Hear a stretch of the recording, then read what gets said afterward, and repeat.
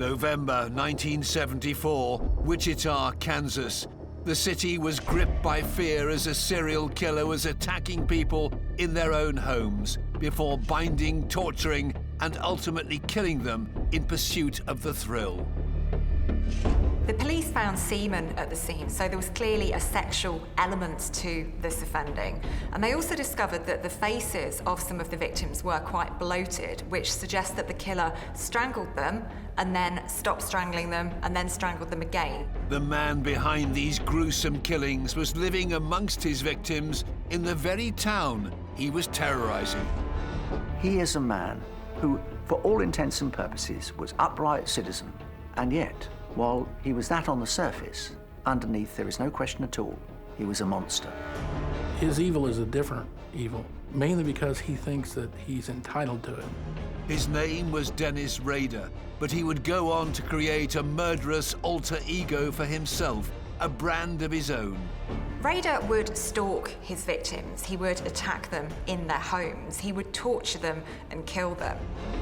Rader's preferred method of murder, to bind, torture, and then kill, became his name, BTK. It took over 30 years for authorities to bring him to justice. Wichita didn't have a boogeyman, they had BTK. His gruesome crimes make Dennis Rader one of the world's most evil killers.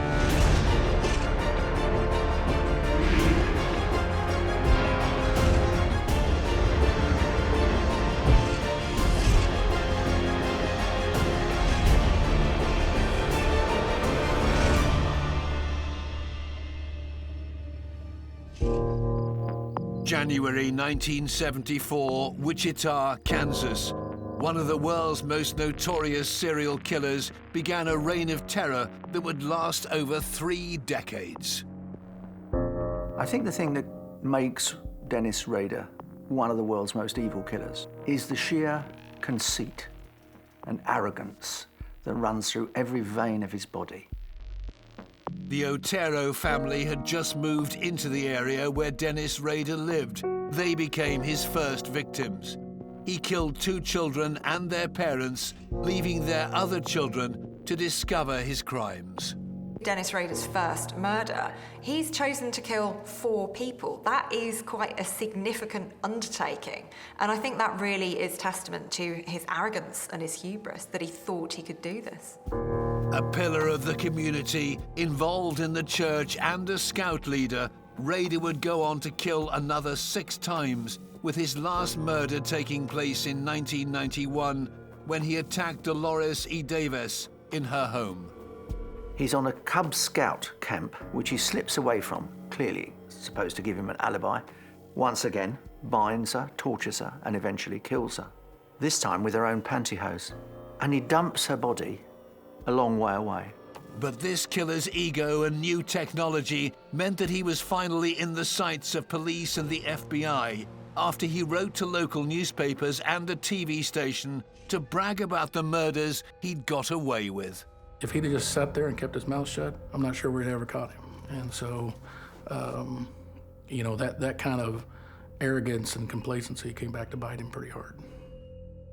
Rader liked to torture people, and that wasn't just his murder victims, it was the families of his murder victims. So when he has the opportunity to relive and to retell the stories of the horrendous acts that he's perpetrated, he really does seize on that. He enjoys revealing all of the explicit and the gory details. For the decades he remained uncaught, Wichita, the largest city in the sunflower state of Kansas, lived in terror of the killer who'd named himself BTK, bind, torture, kill. With killers like Rader, there is always knock-on effects. And someone who is killing in such a way over a period of time is going to damage the community. There is going to be fear. There's going to be looking out of the curtains at the neighbours. It just breeds an appropriate paranoia amongst people. When's it going to happen next? Who's it going to be next? When he was finally arrested in 2005, his reign of terror came to an end. But even then, he revelled in the attention. Rader confessed he didn't deny having committed these murders, and actually I think he quite enjoyed having that notoriety. Finally, people knew who BTK was. This killer's story begins in 1945. He was born in Pittsburgh, Kansas on March the 9th, the eldest of 4 boys born to William and Dorothea Rader. Rader was born in 1945, and he was one of several children within a very traditional nuclear family. His father was strict, but not particularly abusive, and many children grew up in households like this. He was upright, he was a scout, he was on all sorts of programs for good children. He had the ability to blend in. He wasn't bullied, for example, as a lot of killers are. To his friends and family, he was a model child, but in private, Rader began to show his true colours. Rader claims that when he was a youngster, he abused animals, so he hung a cat and he hung a dog. We do see, in quite a few cases of serial killers, animal harm in the background.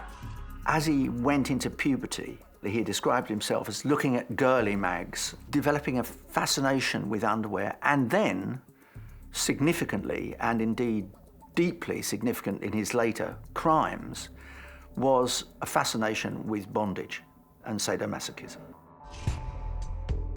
Having graduated from a local high school in Wichita, in 1965, Rader enrolled in Kansas Wesleyan College in Salina, 90 miles from home. However, he dropped out. In 1966, when Rader was 21, he joined the United States Air Force and remained in it for 4 years. He worked on systems. He was that kind of man. Systems are very much his kind of thing. He served abroad, sometimes in Europe. As far as we know, not a particularly distinguished career, but not a bad one. He returns to Wichita, Kansas, and marries a girl he was at school with. Rader marries and has 2 children, and from the outside they do very much look like the respectable cereal box family, just like any other regular American family. In 1974, Rader suddenly and inexplicably changed from the respected ex-forces gentleman to a brutal evil killer.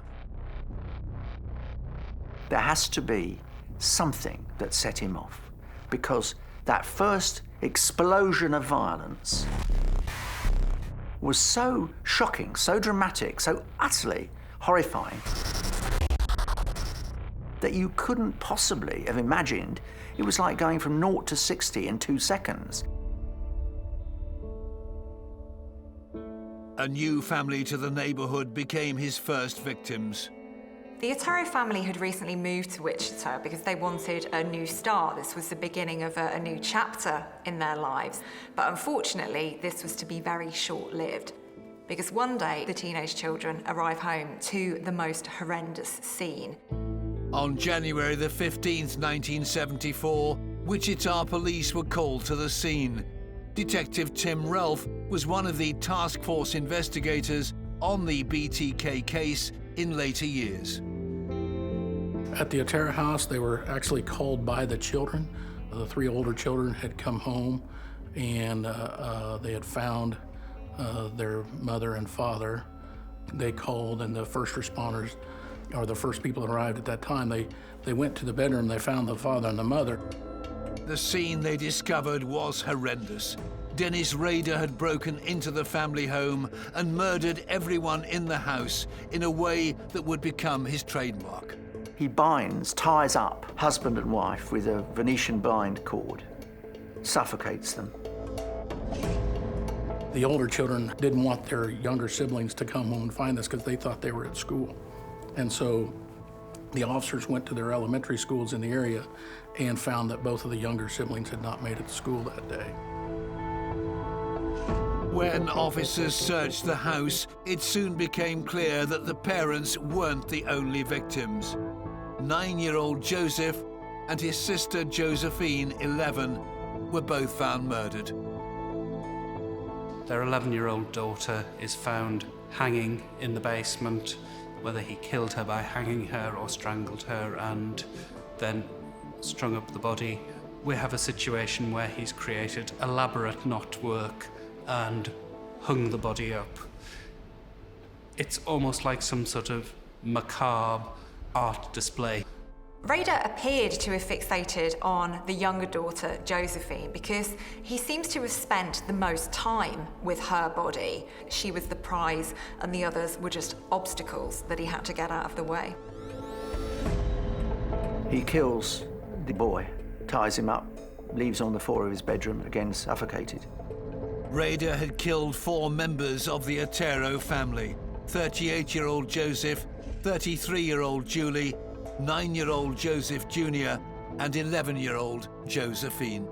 The Otero case provided an overall mindset of this person, that he certainly was into some kind of binding fantasy. The way Rader had killed the family showed the beginnings of what would become his modus operandi. The police found semen at the scene, so there was clearly a sexual element to this offending. And they also discovered that the faces of some of the victims were quite bloated, which suggests that the killer strangled them and then stopped strangling them and then strangled them again. So literally holding them on the edge of life and death, watching the life drain out of them and then giving it back. So having that power over somebody's survival or somebody's demise is something that this killer very much enjoyed. This was not, sadly, the act of a madman. It was the first of a series of killings in Wichita that would come to terrify the town. With few clues as to what had happened or why, the Wichita police were baffled. Just a few months later, in April 1974, Rader struck again. Rader starts escalating in the classic profile system. Catherine Bright, who's 21 years old, good-looking, he forces his way into the house with a gun. Catherine and her brother, Kevin, return at lunchtime to their house. And he forces Kevin to tie Catherine to a chair and begins to struggle with Kevin. Kevin is fighting back, and Rader really doesn't like this, so he shoots Kevin in the head. Now, miraculously, Kevin survives and he's able to flee and summon help, but unfortunately, it's too late for his sister Catherine. I think he tried to bind her up, but it just wasn't working, and the whole thing just came unraveled, and he would take out a knife and he would very viciously stab her several times. And then he left thinking that he had killed her, and I don't think he realized that Kevin had run out. And Kevin got a hold of a neighbor who called the police. When the first officers got there, Catherine was still alive, but she was barely breathing, and she couldn't identify her attacker, and she was taken to the hospital, and she died in surgery just a couple hours after that. She's bound, she is tortured, and she's eventually killed. Catherine's brother, Kevin, was the first person to give clues as to Rader's identity to police. He describes a white male, 180 pounds. We were looking for a single person. You were looking for this white male in his late 20s. Could cover a description of quite a lot of men in Wichita, Kansas. But at least it's something. Rader once again slips behind the mask, returns to being a pillar of the community. The police are left struggling. With no substantial leads and a brutal killer still at large, it was only a matter of time before Dennis Rader struck again. In January, they have the Otero killings. In April, they have Catherine's killing and Kevin's attack. They have no idea what they have on their hands. I don't imagine they get an awful lot of these kinds of attacks in Wichita. By the end of the year, the police thought they'd had a breakthrough in their investigation of the killings. In October 1974, and the police arrest 3 men on the suspicion of the Otero killings. Rader is furious. This is an outrage. Those were my killings. Nobody else. It's not absolutely not acceptable. You can almost hear him saying it to himself. This is not right. Incensed that his murders were being attributed to someone else, Rader wrote a letter to the local newspaper, the Wichita Eagle, and hid it inside a textbook at the Wichita Public Library. He then phoned the Otero murder hotline to describe where the letter could be found. In his letter, claiming credit for the Otero killings, it's not quite well written. It's clumsy, misspelt, bad grammar, but the overall motive is absolutely clear. Rader attempted to justify the killings with the phrase, "I can't stop it, so the monster goes on and hurt me as well as society. Society can be thankful that there are ways for people like me to relieve myself at time by daydreams of some victims being torture and being mine." Understanding the fear he was causing, Rader went one step further and gave his murderous alter ego a name. He wanted a brand, he wanted an identity. He didn't just want to be a nameless killer. So he didn't want to get caught, and he also wanted recognition for his crime. So he had to come up with a moniker: bind, torture, kill. Dennis Rader was to be known as BTK, and as he communicated with the press, Rader made a chilling threat that he was to strike again. He'd gone to work for a security company, installing home security kits. Well, you can imagine what the residents of Wichita were doing at this moment. Suddenly, there's a serial killer on the loose. What are they going to be doing? They bought elaborate security systems and burglar alarms, which actually turned out to be quite ironic because the killer who was targeting the victims had actually worked for a security company. So the very person who should have been invested in keeping people safe was the one who we had to watch out for.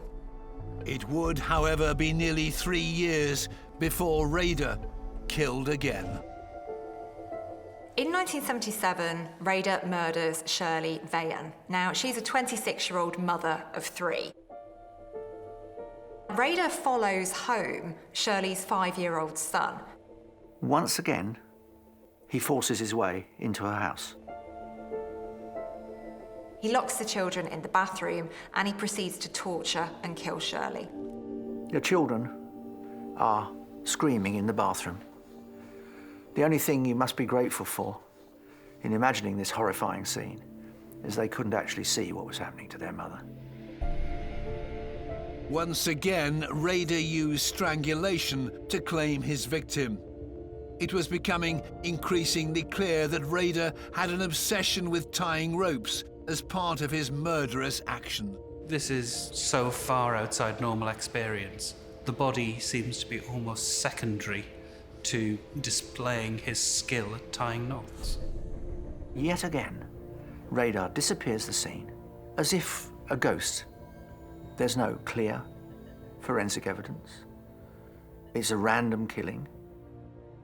Later that year, on December the 8th, 1977, with the police still having no clue about his identity, Rader would strike again.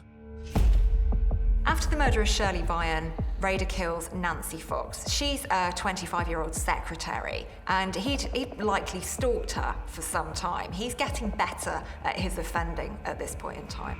He's looking at the house. He cuts the phone lines outside. He waits for her inside the house. He waits until she gets home. She is, if you like, the archetypal BTK victim. He broke into her house, completely invading her privacy. He tied her up, he strangled her with a belt, he masturbated at the scene. But that wasn't all. He actually called the police. So there is a tape of Dennis Rader's voice. So they have the voice of the offender. Yes, you will find a homicide South Pershing, Nancy Fox. I'm sorry, sir, I can't understand you. What is the address? South Pershing. That is correct. This is Rader celebrating once again his own power. Here he is, swaggering. There can be no other word for it. That he knows something that nobody else knows, and he's taken another life. Within 4 years, Raider had murdered 7 people, and yet the police had nothing to go on bar odd clues and a crackly voice recording.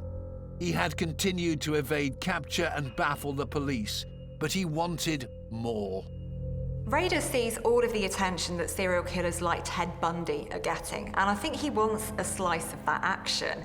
But he wants to be more than Ted Bundy, more than the other serial killers. And I think that's very much what drives his offending and the form that that takes.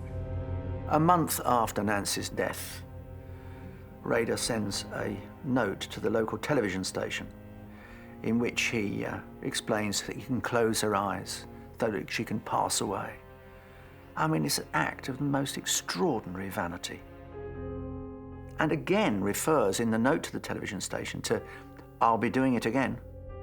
Those 7 murders back in 1978 became directly attributed to BTK, and he had made several communications. He'd sent them through the local paper at the time, so those 7 were always attributed to him. Local police detective Randy Stone noticed that Raider was enjoying the attention that he was getting. He liked watching himself on TV. So, communicating with the news media was part of his way of achieving the notoriety and being publicized and everything. And he enjoyed watching himself on TV, and he favored the news media that had the best signal reception on his television.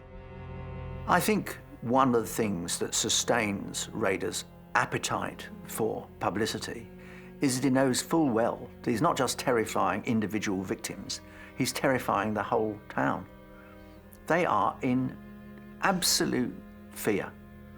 The sales of his security systems are going up rapidly. It's quite clear that there is a serial killer at work. It's quite clear that all the victims are in Wichita, which is not a huge town. And it's quite clear the police have no suspects.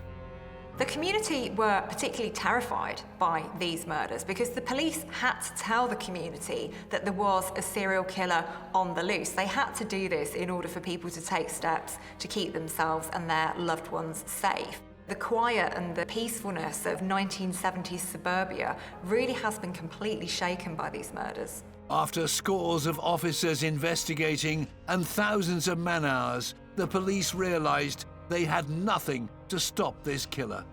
But then BTK seemed to have stopped himself.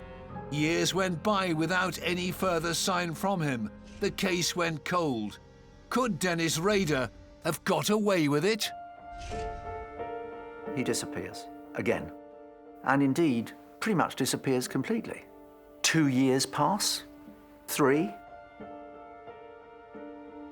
Raider goes dormant for a period of time.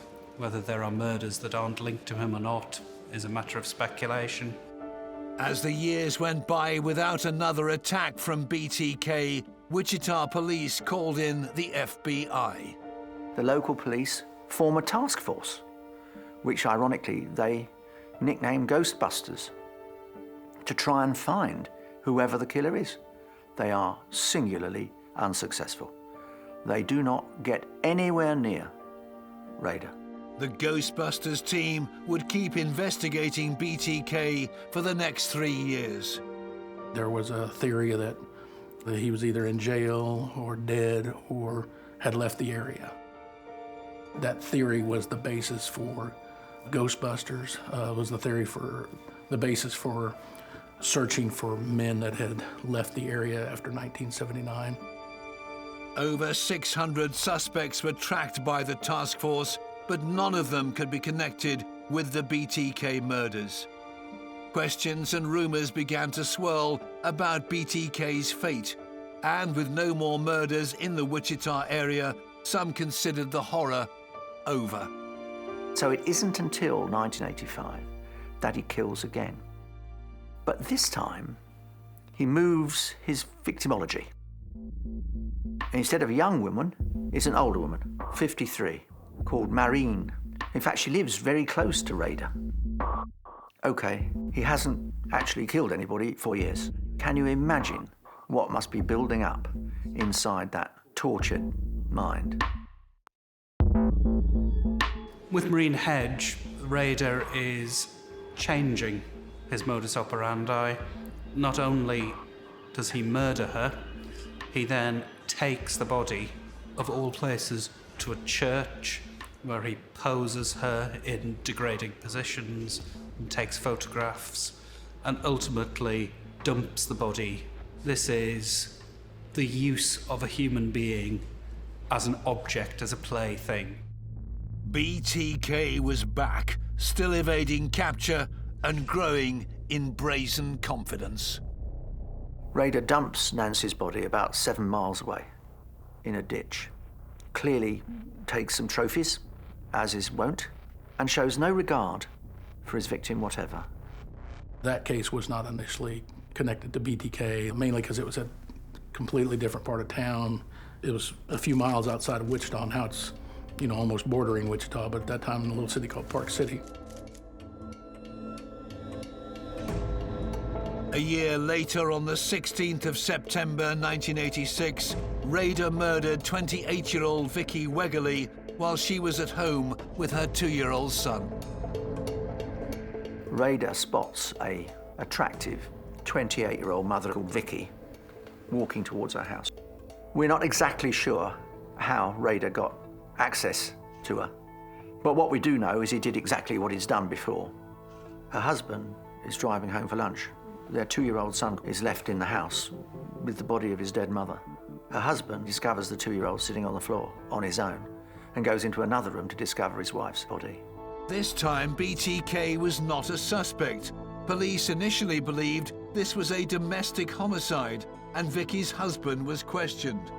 Judge Kevin O'Connor, who was Deputy District Attorney at the time, recalls the case.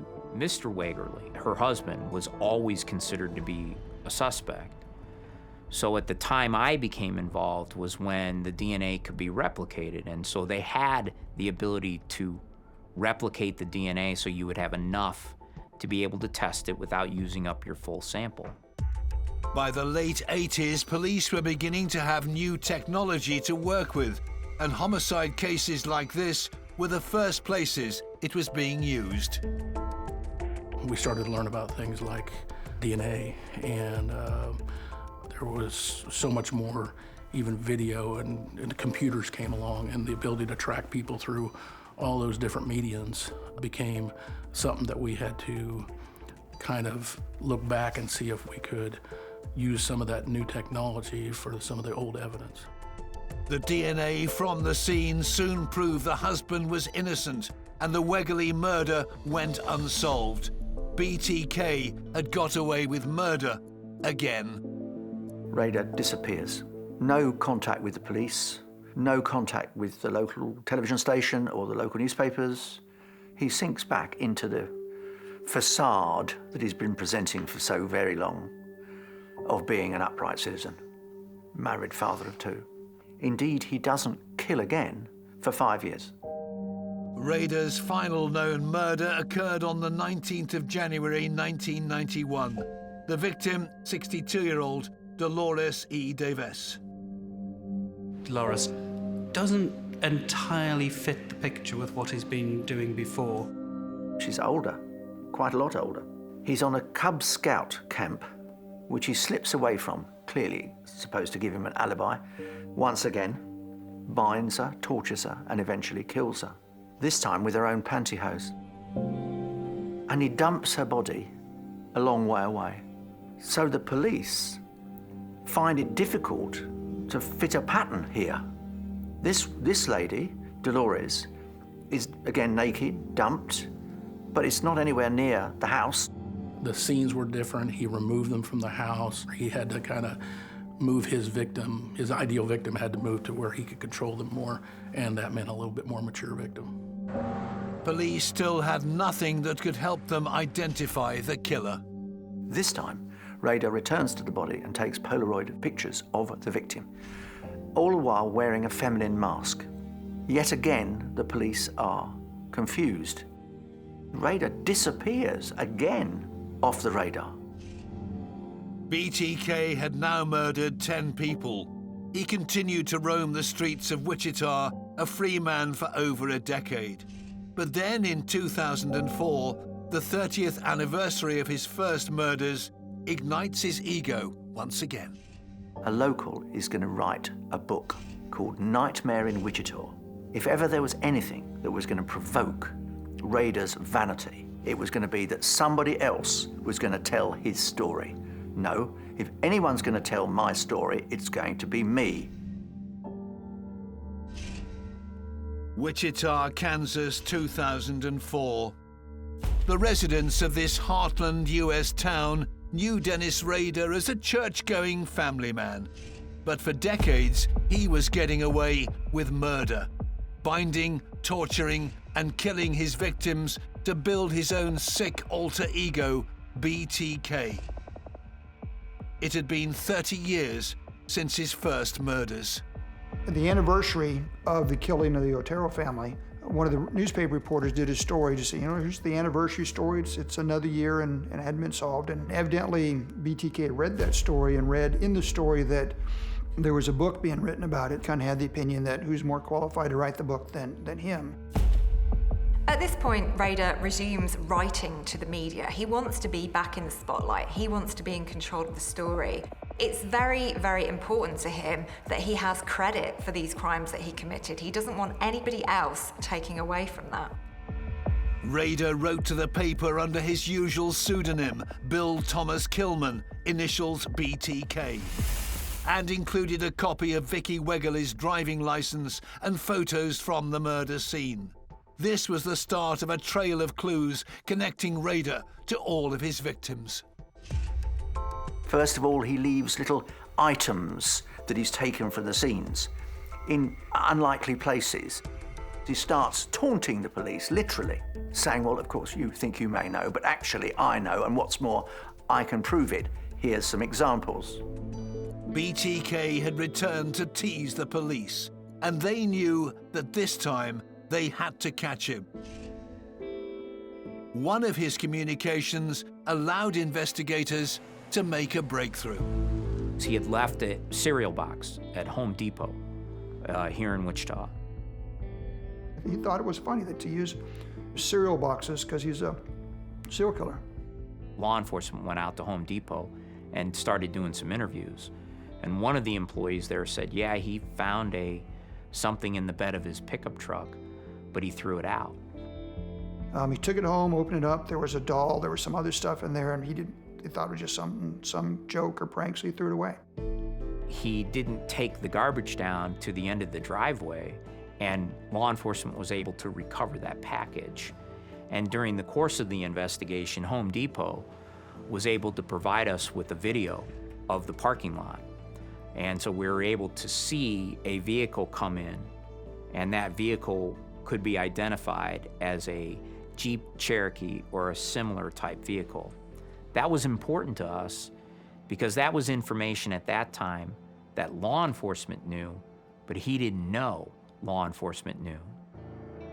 The police finally had sight of BTK, but with grainy, unclear CCTV footage, it was the smallest of clues.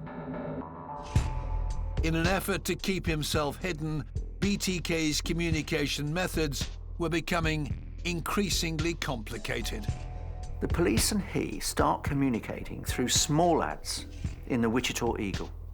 Finally, he asks the police in one of the communications, what if I were to give you a floppy disk with more details of the killings? Could you identify me? He asked us, be honest, because the police can't lie. Well, we can lie if we're catching a serial killer. And then he was told, you can send us whatever you want. We won't trace it. BTK sent a disc to the local TV station. The police took a look, and suddenly, with this one mistake, the case was blown wide open. We were contacted by KSAS Fox TV, and they had received a package. They didn't initially recognize it as being from him, but then when they opened it up and saw the contents, which included the floppy disk, they called the police department. They called me and said, hey, we got a floppy disk. And I remember, and will never forget, being present when the disk was put into the computer, and Randy Stone, the computer expert, went through the language on the disc, which is beyond me. You know, at the time, I'm sitting in a little cubicle, facing the laptop, doing a thing, and I look behind me and there's like 20 people all crowded around a semicircle around me. So it's one of those no pressure, don't screw this up type of things.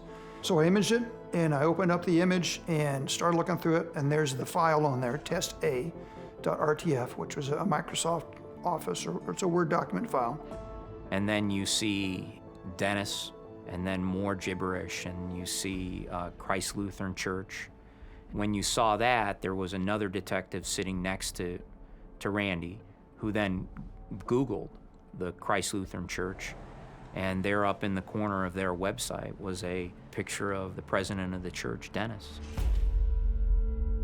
I still get goosebumps remembering that, because you're looking at that and going, that's him. Finally, the team had a suspect. Now they had to prove Dennis Rader was BTK. So then we were off and running. We learned that Rader had an address in Park City, and we went down the street that Rader was said to have lived on. You remember that little vehicle that was in the Home Depot parking lot? It was in Rader's driveway. At that point is when you knew, you didn't know how this was going to end, but you knew we'd caught him. And I made a phone call I didn't think I'd ever be able to make, but I called Kenny and I said, we got him. But police still didn't have enough to make an arrest. They needed hard proof that Dennis Rader was the BTK killer. They had got no probable cause to demand a DNA sample from Rader, so they take the unlikely step of going to the hospital, asking for a cervical smear that his daughter had given, and comparing the DNA that they got from various crime scenes, the semen they'd found. And they find that it's extremely close. The match is in cream. Must be a family member. The police could finally move in. A large contingent of people were sent toward Park City on February the 25th of 2005. And at 12:15, he was taken into custody. Rader is finally arrested and is eventually charged with 10 murders, including the Terrorized. The police had many crimes they suspected Rader and his alter ego BTK of committing. But at that time, only he knew the full extent of the truth. The interrogation was a delicate affair. We had broken up the case into several different sections, so we started to rotate in investigators, and he would be more than a year and talked for almost 34 hours. And he almost saw himself as an instructor of, as he called it, the golden age of serial killing. When they're done with the interviews, I'm back from doing my search warrants. He's in the interview room, and they put the vest on him, and they're hooking him up with the shackles and belly chain and that kind of thing. And I just kind of stuck my head in the door and said, it's nice to be able to put a face go along with the name that I found on the floppy disk. And he looks up, and he's kind of got the shackles like that, and looks up, so you're the one, huh? And I said, yeah, I'm the one. So we kind of joked back and forth. And he was in a good mood. He was joking, and he said, oh, if I ever get out of here, I'm gonna have to find you and stuff your mouth full of a case of floppy disks. Finally, the infamous BTK was off the streets and in custody. So we took him over to the jail. Everybody in the holding cells and area in there knew that it happened. The cells in there are all glassed off, and so all the inmates in there, they all come up to the glass, and they're looking at the glass, and then they start pounding on the glass, chanting his name, pounding on the glass, going, BTK, BTK. And then he's got a big old smile, and he's got his hands there. He goes, 2 thumbs up. He's 2 thumbs up to everybody chanting his name. So, I mean, he just loved that.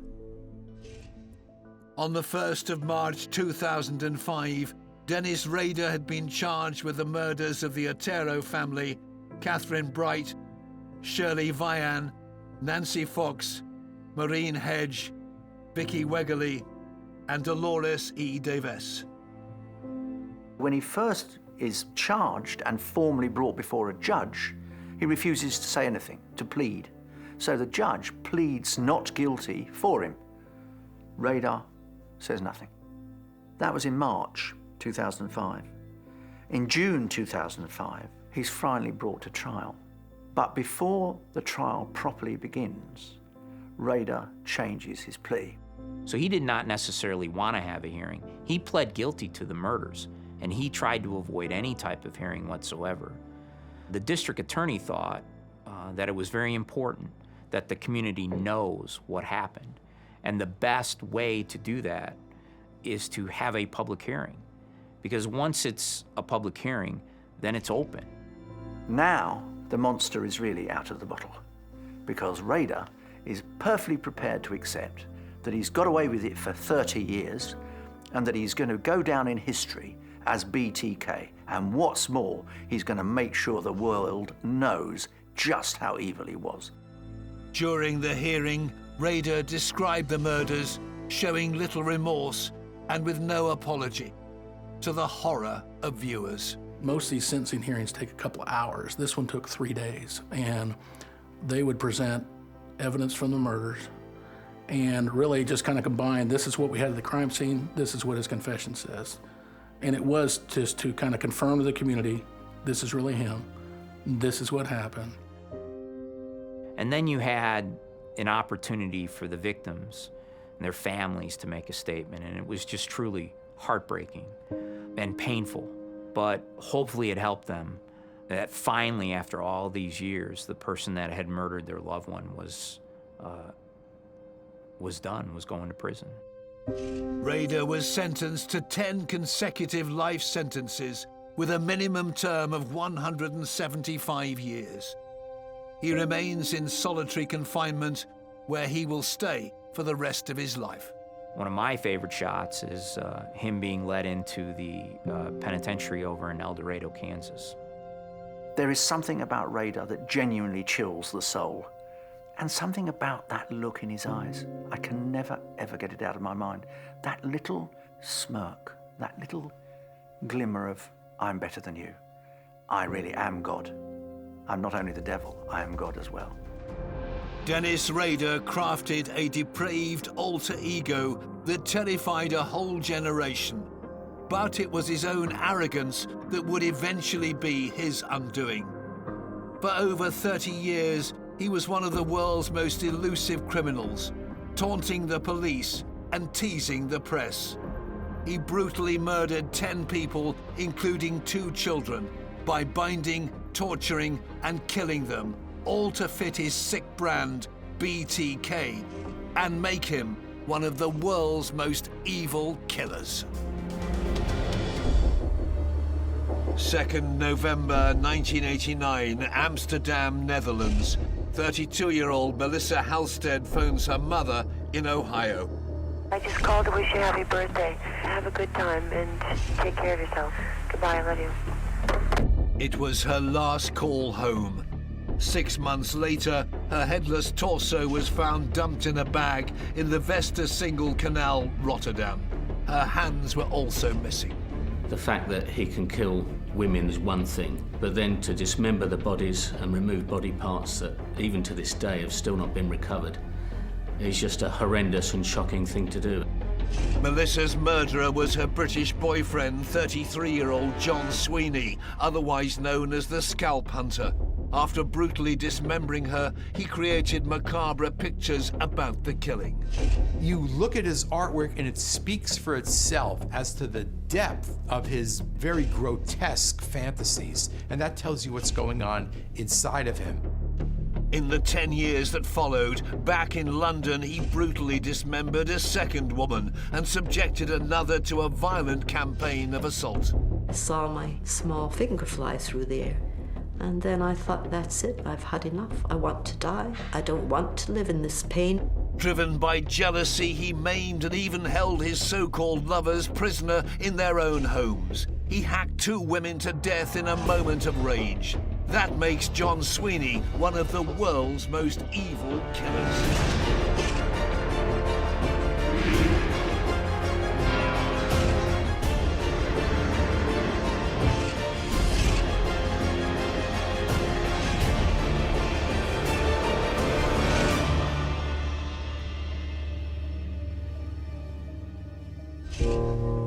When 33-year-old Melissa Halstead's body was found in Rotterdam's Westersingle Canal on May the 3rd, 1990, police at the time were mystified as to the identity of this unknown woman. No one knew who she was. Obviously, it was a female, but there's no head, there's no hands, so there's no dental records to be found. There are no fingerprint records to be found. Remember, this is a long time before DNA really became significant in the identification of a body. Former Detective Inspector Steve Smith would later investigate the murder for London's Metropolitan Police. Identification was impossible. What they could say it was the body of a young white female in around late 20s, early 30s. She was trussed up with rope, but there was really nothing else to go on. 18 years later, the police finally identified the body as Melissa's by DNA during a cold case review. It was then they linked it to a strikingly similar killing of 31-year-old Paula Fields in December 2000. She'd also been found savagely dismembered and dumped in bags in Regent's Canal, London, England. When you dismember somebody, you are essentially obliterating them. You are cutting them into pieces. And that expresses an anger towards the victim, that they are something that should be destroyed, that they're not worthy. The chilling common thread found between them, they'd both had a relationship with London-based John Sweeney. For the first time, British and Dutch police forces launched a joint European murder inquiry into the suspected killer. This was a violent, controlling individual who, in every relationship with women throughout his life, he had behaved in the same reprehensible way, just exploding with fits of rage and violence, and culminating in murder. Those who knew the happy-go-lucky bohemian carpenter were horrified to discover a man with a long history of domestic violence against women. Sweeney's attacks on women that he was in relationships with put him in the category of domestic abuser, and domestic abuse is not taken as seriously as it should be. This really, really frustrates me about this kind of case, because there's a failure to see how dangerous a serial domestic abuser is. This killer's story begins on the 13th of October 1956. John Patrick Sweeney was born in Kirkdale, Liverpool, in the northwest of England. He had a brother and a sister. After spending his early years in Merseyside, the family moved 14 miles further north to Skelmersdale in Lancashire. There is some evidence that we've discovered that his father was violent, and John Sweeney did receive beatings in his youth. And I think this would have possibly made him resentful of any sort of authority. He comes from quite a working class background, so there's this idea that men should be tough, they should be stoic, they should be resilient. So the kind of stuff he's being exposed to during his childhood is kind of teaching him something about women, who they are, how they should behave, and that they are inferior to men. Young Sweeney had a creative mind. He developed a passion for drawing and painting. At the age of 15, he considered art school, but instead trained as a carpenter. He wanted to be an artist, but he ended up going into carpentry and joinery, because I think there was that expectation that young men, young working class men, were not going to pursue those kind of artistic, creative endeavours. So I think there's always that frustration in him that he has to be a particular type of man. As a teenager, the man's man Sweeney showed a capacity for extreme violence. This resulted in a number of run-ins with the authorities. Sweeney had convictions from his teenage years because he was always showing violent tendencies. I certainly remember that one of his earlier convictions was involved in an affray outside a fish and chip shop. He got involved in an altercation with some other youths, and I believe there was certainly an axe that was brandished. I think it was by luck, really, that no one got seriously hurt. So he was on the radar of the police from a young age. By 1974, the wayward Sweeney appeared to settle down, marrying at the tender age of just 18. He and his young wife, Anne, lived in Skelmersdale. They have 2 children, a boy and a girl. It's a very violent relationship. He beats her. He hits her regularly. A lot of his violence focuses around the domestic setting. He's violent towards the women in his life, and there are criminal incidents that are connected to that. Sweeney reportedly threw bricks through the window and abused the family's pet turtles at home, but it was his wife who suffered the most.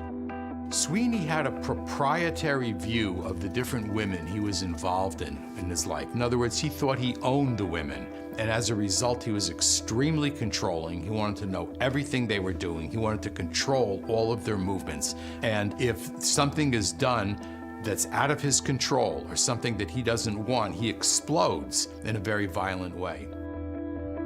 After just 5 years of marriage, Sweeney's wife decided she'd had enough and divorced him in 1979. But the ever-manipulative Sweeney persuaded her to make a fresh start with him once again. Amazingly, they remarried. It was about 1981. But unfortunately, after a very short period of time, the second marriage also went sour. Again, entirely due to Sweeney's unreasonable and violent behaviour. The same old sadistic Sweeney had reappeared once again. One evening, though, the regular domestic violence he inflicted on his wife escalated to new heights.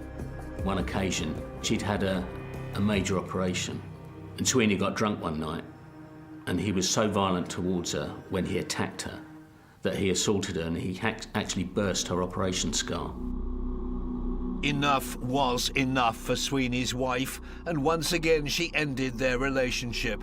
John Sweeney finally left the family home. However, one day his ex-wife Anne was with her neighbour when she suddenly heard noises from her own house next door. She chose to call the police. When an officer turned up and helped her search the house, in her bedroom, Sweeney jumped out of a wardrobe with an axe and a knife, stating that he just wanted to surprise her. So one can only imagine what sort of surprise that would have been if the police hadn't been present. He intended to do serious harm to his wife. I think he actually intended to kill her because she'd slipped out of his control and he wanted that back. He was arrested but later released without charge on agreement that he'd stay away from his wife. She divorced him once again and moved 150 miles south with their 2 children to Northampton. Sweeney also decided it was time for a change, leaving his hometown of Skelmersdale, where he was under the watchful eye of the police. He went off the radar for a while. He went looking for work abroad because there was more money, more opportunity. Casual work was easy to come by.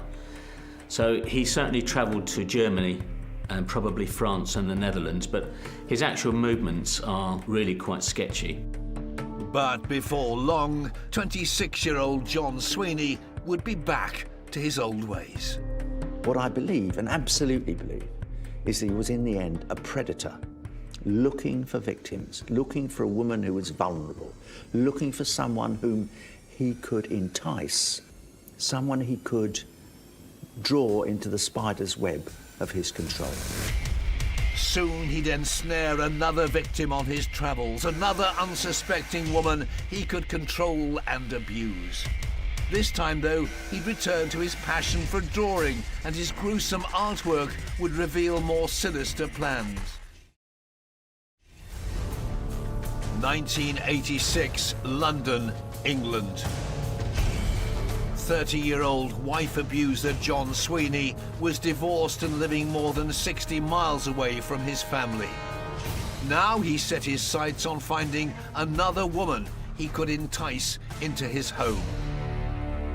Whilst working as a carpenter on the set of a photo shoot, he met Melissa Halstead, an American photographer. She was a model, she was a really stunning young woman, and she meets Sweeney. You'd think, what on earth would she see in this guy? But actually, when you look at people like John Sweeney, they are very quick to suck you in and make you feel very special. And Melissa was quite vulnerable because she's in a country that she doesn't know, she hasn't got that strong support network of friends and family around her, and she is, in essence, the ideal victim for Sweeney because he's able to isolate her.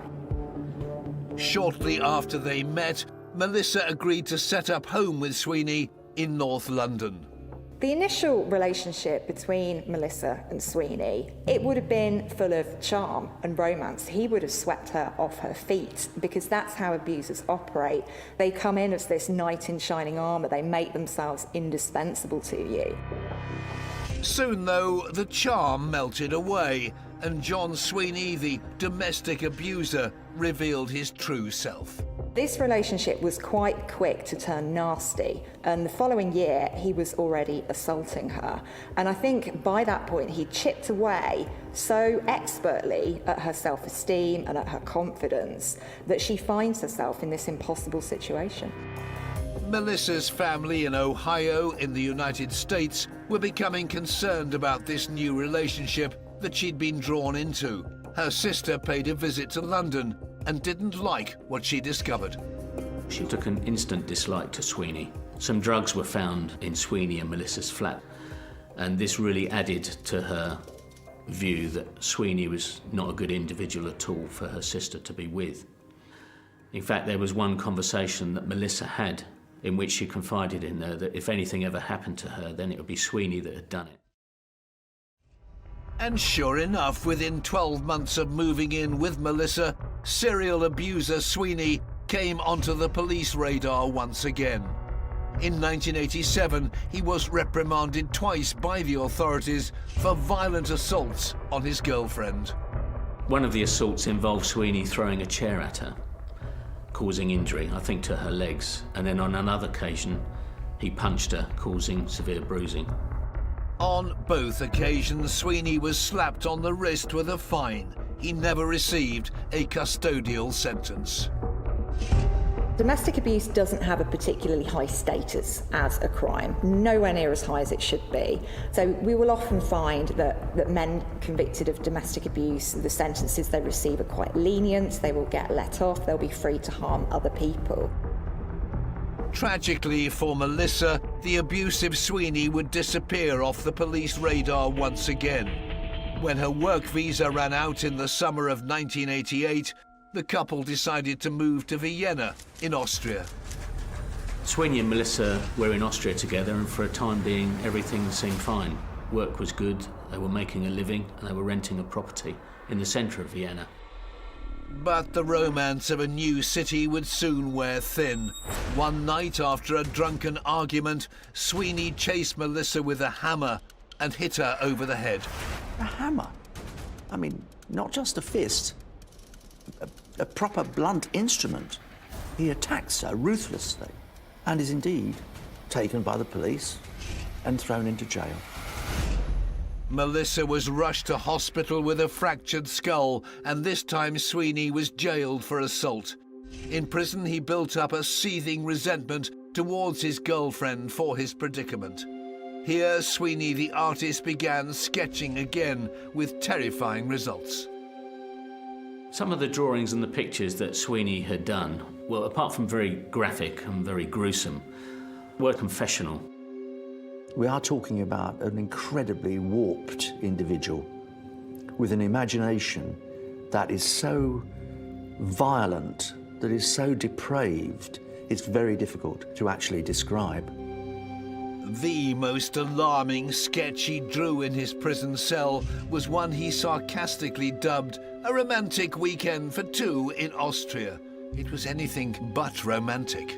One of the things psychologists use when they evaluate somebody is ask them to draw pictures, because the individual in his drawings are projecting what's going on internally into his artwork. And I think the same could be said with Sweeney. If you look at what he drew, it's an X-ray of his mind. It's exactly what he was thinking about. You see that he was thinking about killing and violence. Melissa, meanwhile, was on the road to recovery, blissfully unaware of Sweeney's dark drawings. She took pity on her abuser and in February 1989 made an unexpected move. Due to the legal system in place in Austria at the time, it was possible for a victim to petition the judge and effectively ask for clemency, which is what Melissa did. And the judge, on hearing her pleas for mercy, released him. Sweeney was ordered to leave Vienna, so the couple hit the road once again, travelling 700 miles northwest to Amsterdam in the Netherlands.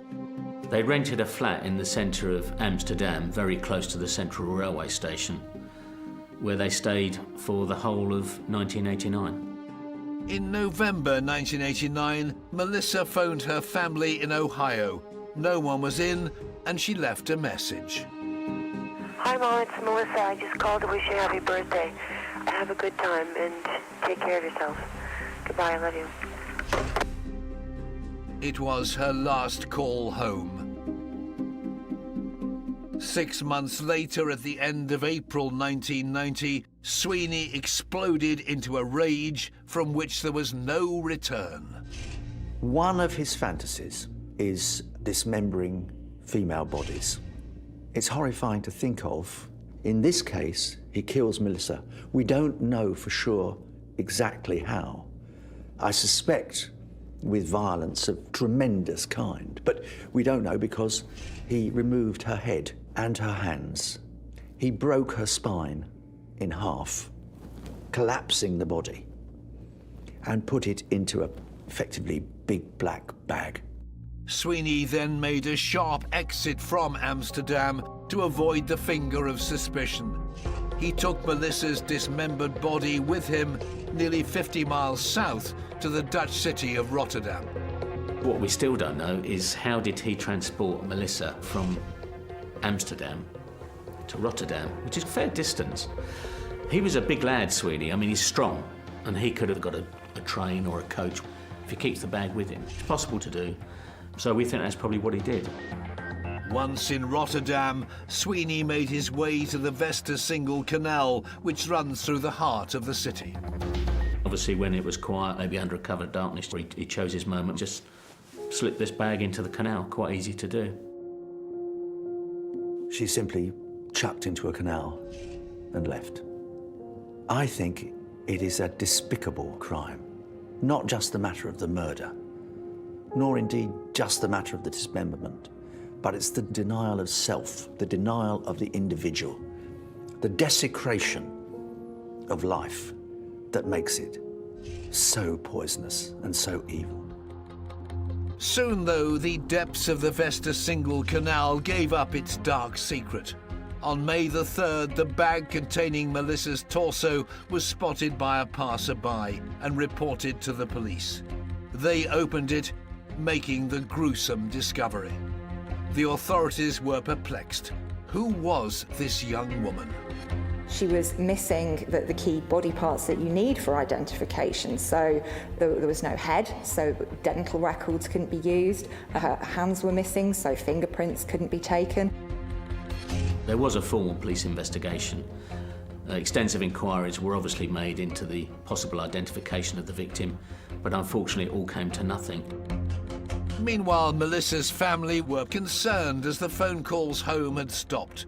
They hadn't spoken to her for more than a year. It was completely out of character.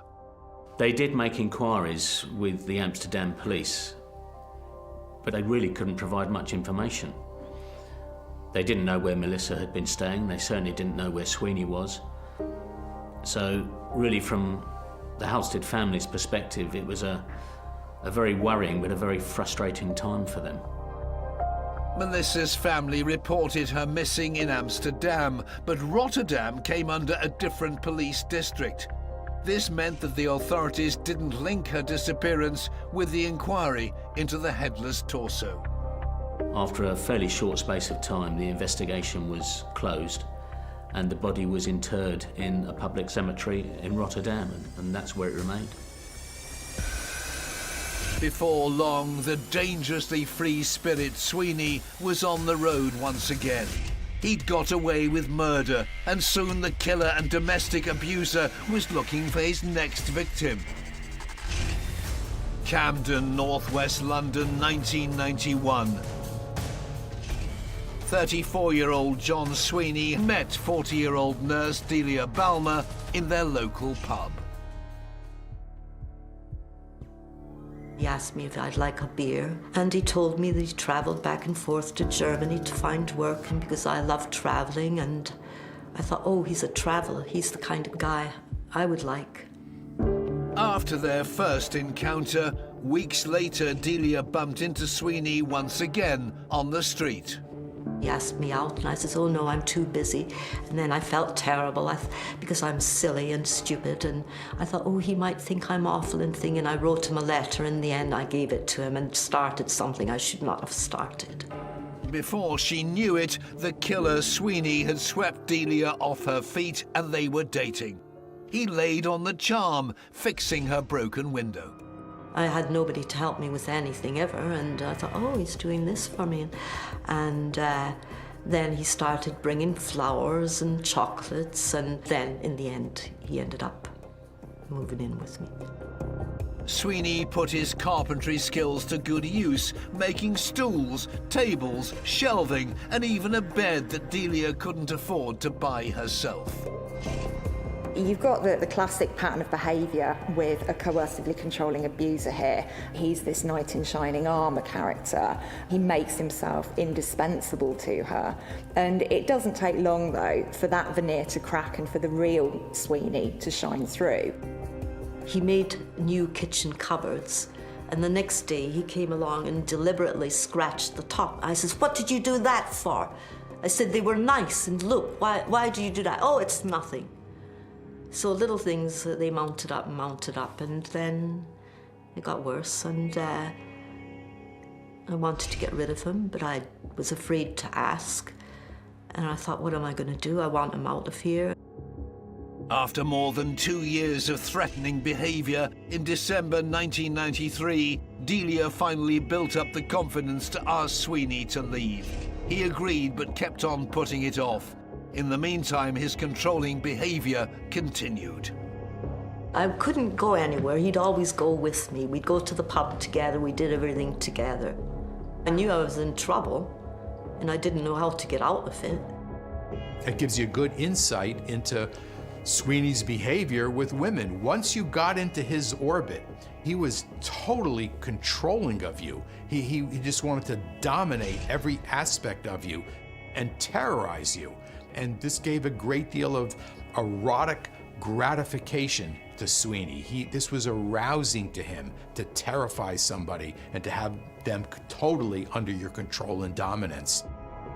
In early May 1994, Delia managed to escape his clutches and went out with a friend for the day. When she returned, though, Sweeney flew into a jealous rage, tying Delia to their bed and threatening her with a gun and a knife. If you scream, I'll cut your tongue out, I think he said. I was lying there tied up, and he said, and I suppose you wonder what happened to my American girlfriend, Melissa. And I thought, well, why is he asked me this now?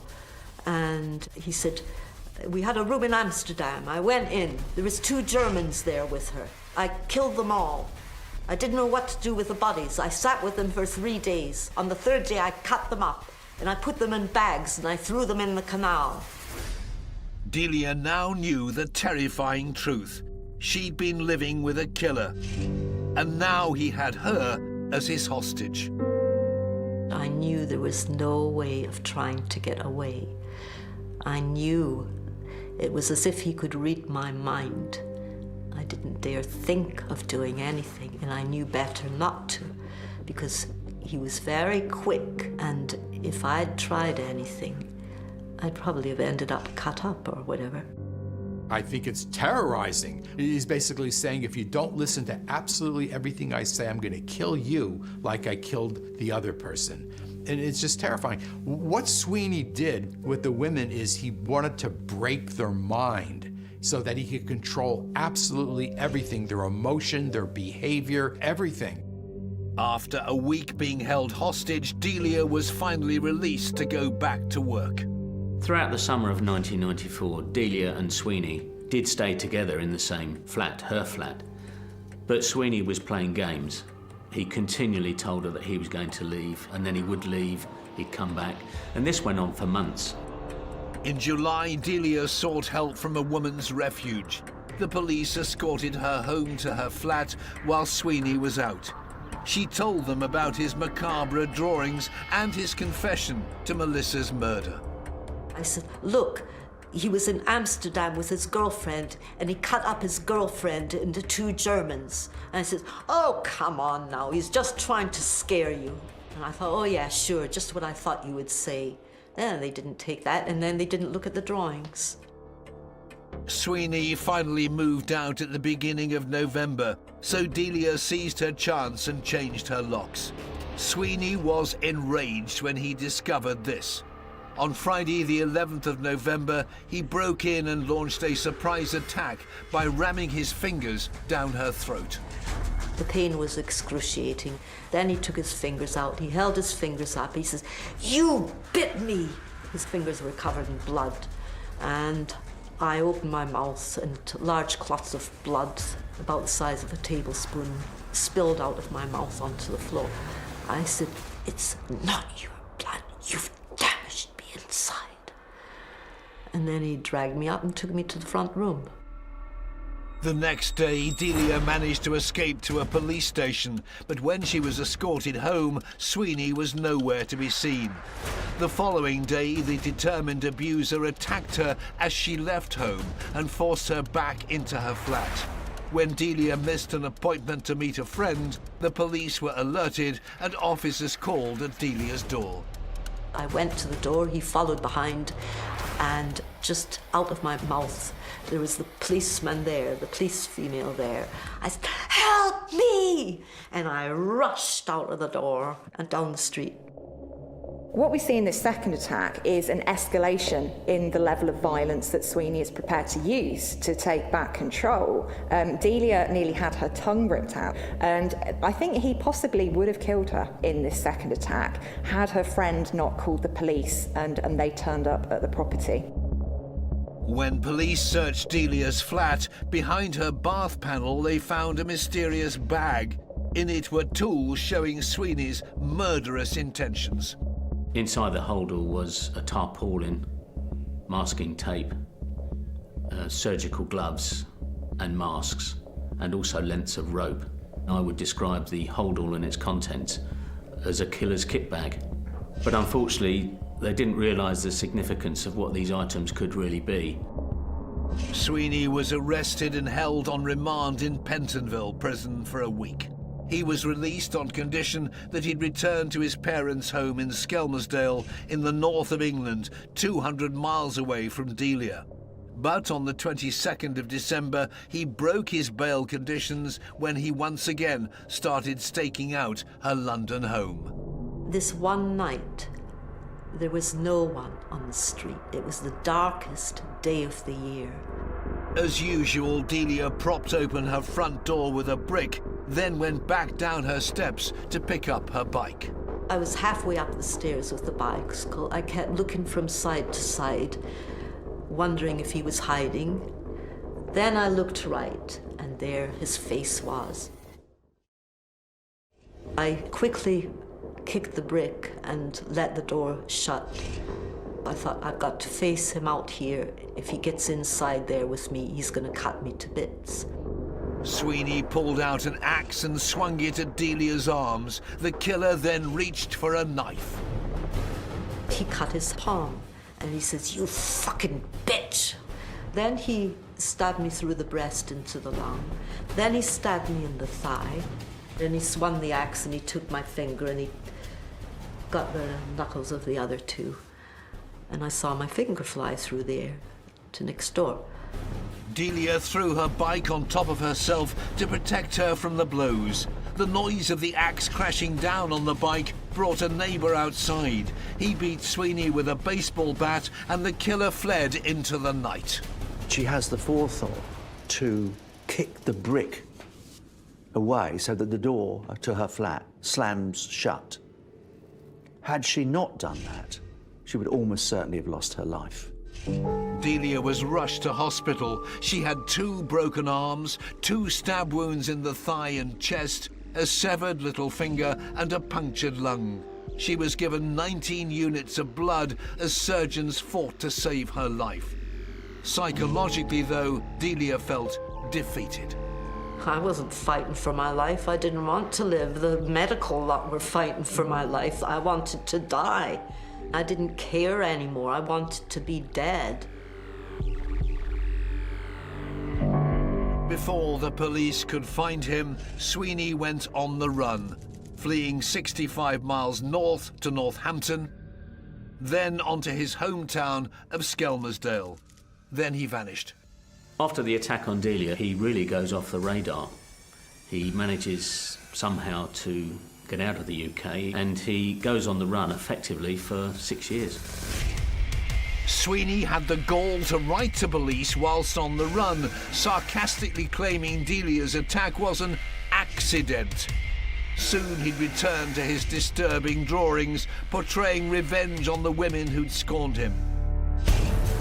London, England, the year 2000. After 6 years on the run, 44-year-old John Sweeney slid back into the UK capital under a new identity.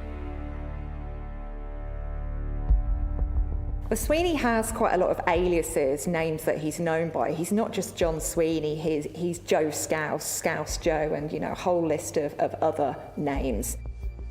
Michael this, Joe Johnson, that was one of Sweeney's other great tricks. He could hide in plain sight. He also was quite adept at looking rather different. If you look at photographs of Sweeney, he can adopt different guises. He is quite skillful at disguise. So I think this adds to his chameleon-like quality, and it allows him to present different versions of himself to different people. Sweeney roamed building site to building site, finding easy work as a carpenter in a booming capital. Here he met fellow Liverpudlian 31-year-old Paula Fields. She'd led a happy life in the northwest until she was drawn into London's darker side of drugs and prostitution.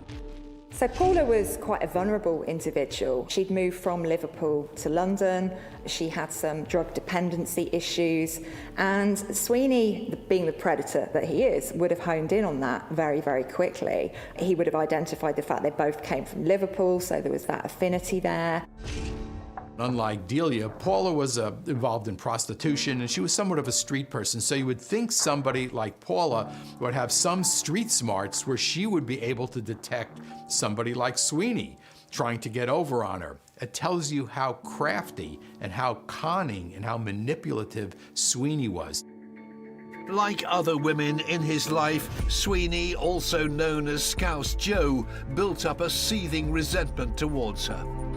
She would buy drugs from a local dealer, and without having the funds, she would tell the dealer that Joe Scouse would pay.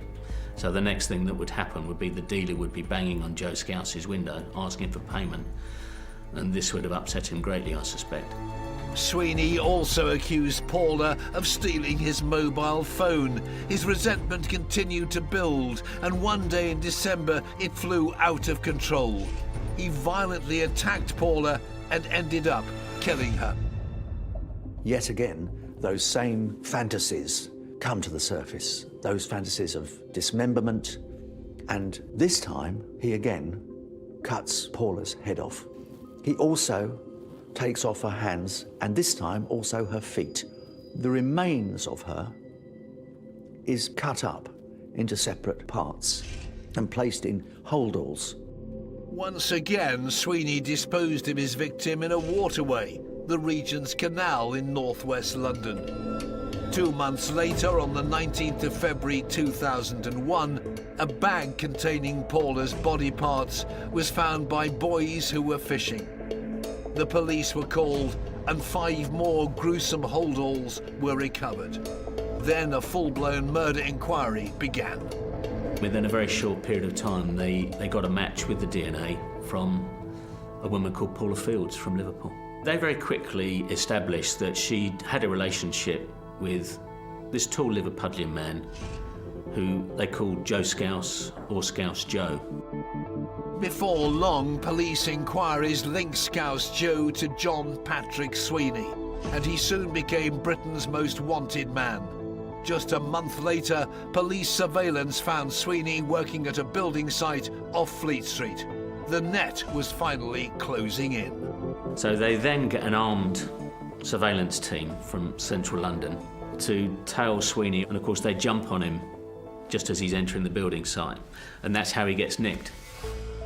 When the police finally confront Sweeney, he is armed. He has a gun and he has a knife in his waistband. But finally, this evil man is brought to justice. After his arrest, police seized over 300 pieces of his sinister artwork and poems at his property.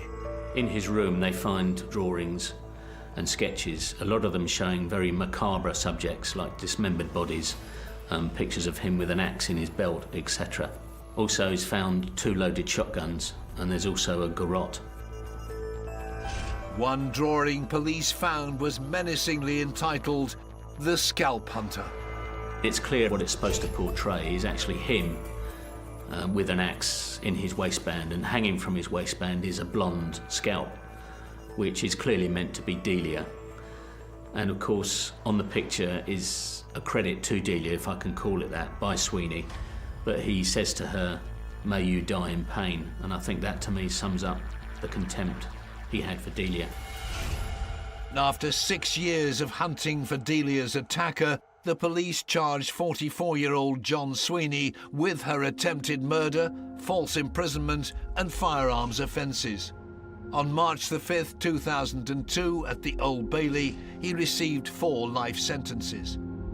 Despite his punishment, the reality was that Sweeney could be out on parole in as little as 9 years. Police needed to prove he was responsible for Paula Field's murder to prevent him from getting out. The investigation into the death of Paula carried on for some considerable time, but unfortunately, due effectively to a lack of evidence, the inquiry really fizzled out, and no one was ever charged at that stage for Paula's killing. Investigators had hit a brick wall, but 6 years later, in 2008, Detective Inspector Steve Smith had a call out of the blue from a Dutch policeman about an unidentified body they'd found in Rotterdam's Westersingle Canal in 1990. What he had to tell me was quite amazing. They'd managed to recover a phial of blood that was taken from the post-mortem examination of the dismembered female. But with the advancement in DNA, they had managed to obtain a full profile of the victim. The DNA match was that of Melissa Halstead. With this new breakthrough and Sweeney's earlier confession to Delia about Melissa's killing, Steve Smith and his Metropolitan Police team formed the first ever joint European murder inquiry, sanctioned by Europol. Sweeney was their prime suspect.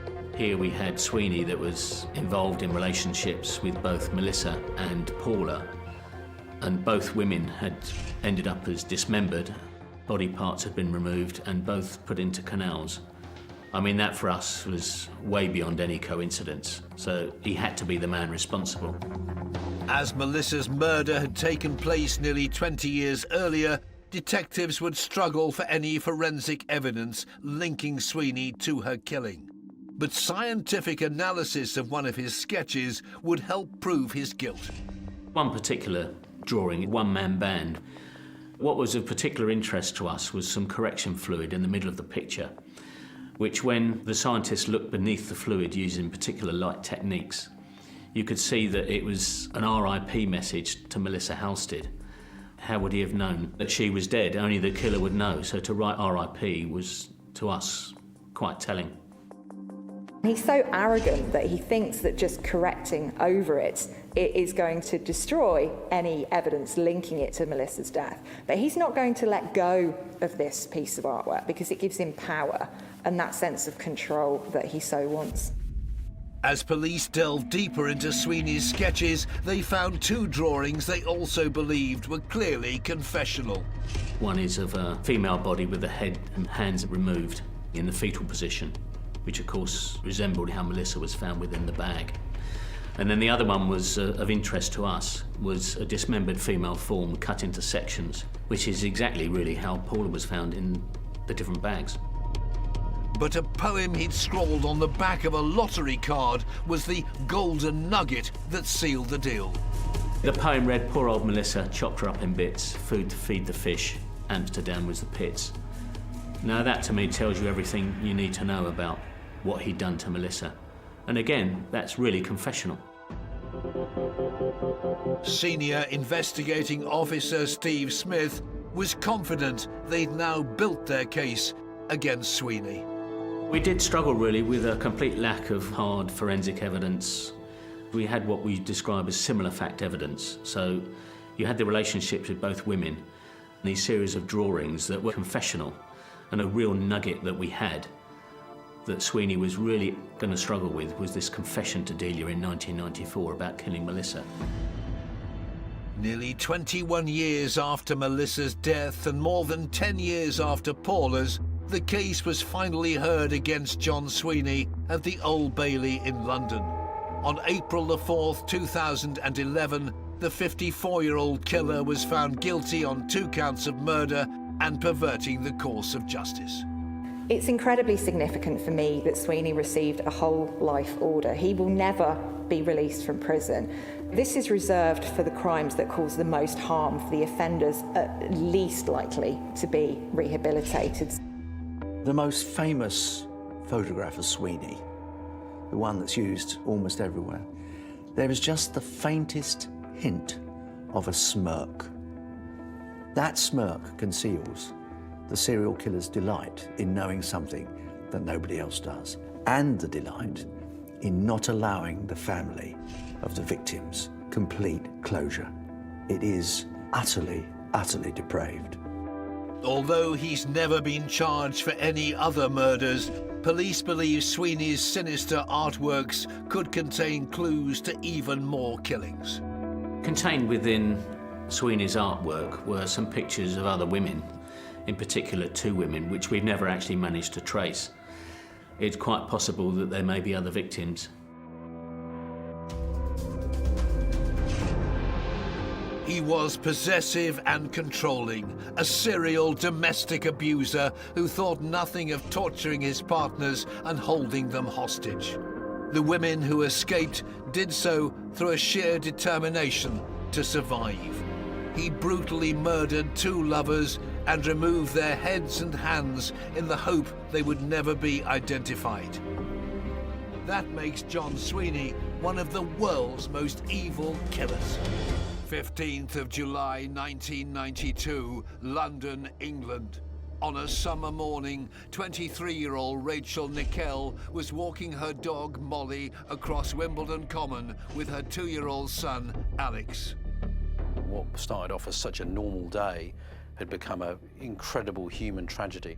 A man appeared from the undergrowth, stabbing Rachel nearly 50 times, then sexually assaulting her. It's an act of the most unspeakable violence. He's doing it to desecrate her body, and he's doing it in front of her son. It takes the breath away. Rachel's young son Alex was left alone, clinging to his mother's blood-soaked body.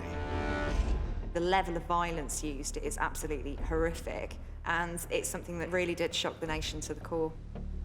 The depraved killer was 26-year-old Robert Napper. 16 months later, he would strike again, killing a 4-year-old child, Jasmine Bissett, and her 27-year-old mother, Samantha, who was brutally dismembered. Leaving a woman posed in a way that robbed her of dignity, that is beyond simply wanting rid of somebody. That is truly evil. Robert Napper was a rapist who sadistically attacked mothers in front of their children. He brutally killed 2 women, then desecrated their bodies, making Robert Napper one of the world's most evil killers.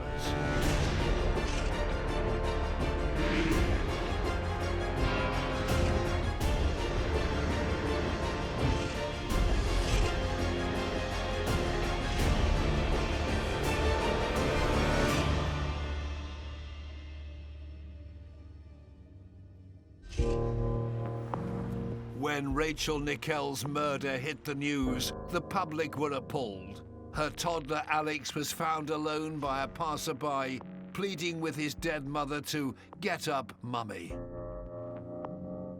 This was the killing of a young woman in front of her infant son, broad daylight, a sunny day in July, on Wimbledon Common, not far from the tennis. I mean, this is desecration of everything that people in Britain hold dear. It literally hypnotised the nation.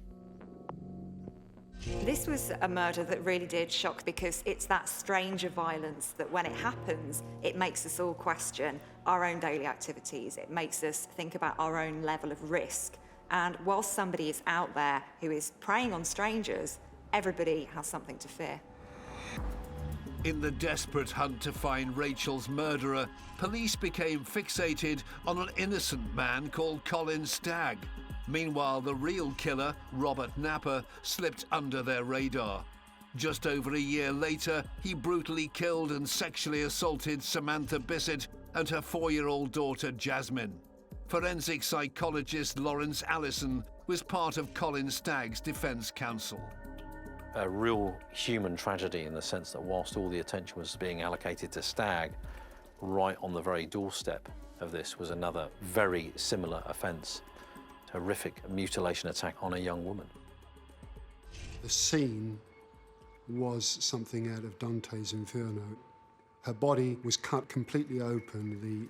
The rib cage had been taken out, the legs had been severed at the knees, the internal organs had been pulled about and repeatedly stabbed. It was beyond belief. Fingerprints left at the scene identified Robert Napper as the depraved killer, but it wasn't until a cold case review of Rachel Nickell's murder that DNA evidence finally led to Napper's conviction in 2008 for one of Britain's most notorious crimes. There is something about Napper that still to this day sends a shiver down my spine. In that sense, he is a satanic figure. This killer's story began on the 25th of February 1966. Robert Clive Napper was born in Erith, southeast London, and grew up on the nearby Abbey Wood estate. He was the eldest of 4, with 2 brothers and a sister. His parents had a violent relationship. His mother was terrified of the father, and this so upset the children that they were all subjected to some counselling through children's psychiatrists. The other children seemed to have got over it quite well, but Robert Napper continued to display behaviour which was unusual for a child of his age. At one point, he turned to his father and said, "They think I'm mad." His father thought it was a joke, but the awful truth, the reality, is that Napper probably realised, even at a very young age, that he had the capacity for something quite extraordinary. At the age of 12, his parents divorced and his father left the home. Young Napper found it difficult making friends and preferred to spend time on his own. Eventually, he was diagnosed with Asperger's syndrome. Asperger's syndrome, we know, is a social disorder, very difficult to make connections with people. He was very isolated at school, very remote figure, and that seems to have carried forward all the way through his life. As Napper entered adolescence, his isolation continued. The young loner was mercilessly bullied at secondary school. He was despised at school, there's no question about that. And people wouldn't play with him, they wouldn't sit with him. He was the archetypal outsider. Napper was teased and bullied a lot in school, which is always devastating for people. These types of things that go on in early childhood are very impactful for how somebody develops later on in life. He spent quite a lot of time in and out of foster care, and what tends to happen when children come from those kind of backgrounds is that they develop this very defensive attitude and outlook. Nobody is going to be there to look out for me, so I have to retaliate first. I have to always be on the attack. Young Napper's anger at the world escalated following a trauma he suffered at the age of 12. He was sexually assaulted by a family friend on a camping holiday. Now, that may have given him a distorted view of sexuality. It may have triggered some kind of reaction in him that identified all sex as somehow abusive. It's possible he had a completely distorted vision of women. As Napper progressed through his teenage years, the angry victim of abuse emerged as the abuser. There are early indications of violence towards his siblings. I believe that he discharged a air gun at the face of one of his siblings. It's pretty clear that he was a bully. He bullied his brothers and he spied on his sister. He was a voyeur. He started peeping at his own sister and then emerged from that. And that aspect of voyeurism, plus a very uncomfortable adolescence, led to Napa becoming, effectively, a time bomb. The troubled Napa left school at 16 and took a job at a local warehouse. Soon he was stalking the streets of southeast London, spying on women he saw at home alone. This was a man who, as he emerged into adulthood, was literally a volcano. One day, his peeping Tom behaviour focused on a house next to Wimbledon Common and turned into something more sinister. In August 1989, a woman was upstairs drying her hair and her 2 children were downstairs. And Napa broke into the house through the rear door, which they'd left open. He'd walked past 2 children who were having breakfast at the table, went upstairs, raped his victim, and then said to her, "You should keep your door locked," walked back downstairs, past the children, out, back over onto the common. He blamed the victim. You never should have left the door open. Do you know how many times I've heard that from offenders over the years? They blame the victim, and it's a way to rationalize, well, they're not fully responsible. You hear time and time again. But Napa couldn't keep his dark secret. A few months later, he confessed to his mother. His mother was so concerned, she reported it to Plumstead Police Station. She was told at the time that a rape hadn't happened on Plumstead Common.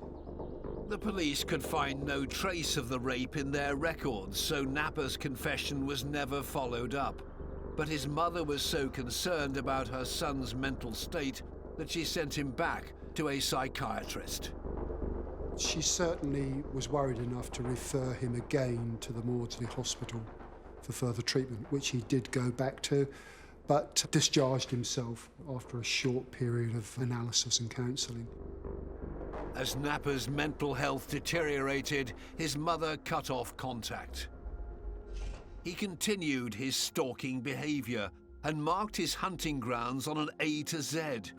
His favourite was the green chain network of footpaths that winds its way through parkland across southeast London. This is a sexual predator on the loose. In the first months of 1992, he commits a series of attacks, attacking women chillingly, almost caressing his victims with a knife blade. He's a man out of control and absolutely consumed by sexual lust. Not for a relationship, but simply for the power. By March, he'd made 2 attempted rapes. He really didn't penetrate the victim sexually because he was impotent at the crime scene in almost all of the cases. What does that mean? The violence takes the place of it. He was becoming, I think, increasingly frustrated, feelings of rage, and that violence was bubbling beneath the surface. His attacks became progressively more violent. He changed his targets, aiming for a different type of victim. His fantasies rotated around young mothers with young children. And in May 1992, he ties a ligature around a 22-year-old as she pushes her baby daughter in a buggy. He pulls her into the undergrowth, strips her, rapes her, beats her. She begs for her life, and he runs off. He viciously assaulted her. When she arrived at a relative's house, she wasn't recognised initially. She was so badly injured. The child was absolutely terrorized, and that was just another level of sadistic gratification for Napa. But soon, sexual assaults and beatings wouldn't be enough to satisfy the depraved urges of the mentally unstable Robert Napa. Soon he'd feel the need to carry out the ultimate of his sadistic fantasies: murder. By now, police had linked these sexual attacks and in June established Operation Eccleston to investigate the so-called green chain rapist.